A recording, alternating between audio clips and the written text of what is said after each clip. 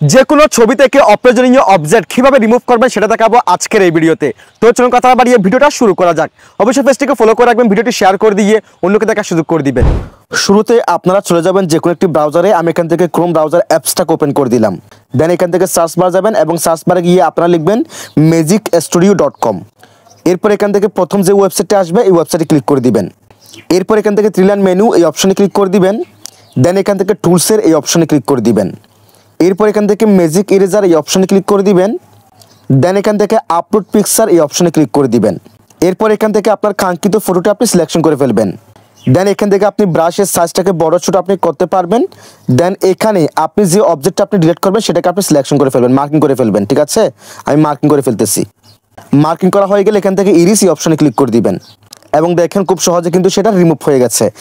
দেন এখান থেকে ডাউনলোড এই অপশনে ক্লিক করলেই কিন্তু সেটা আপনার ফোনের গ্যালারিতে ডাউনলোড হয়ে যাবে। তবে এইখানে আপনারা দুই একটা ফ্রিতে ডাউনলোড করতে পারবেন।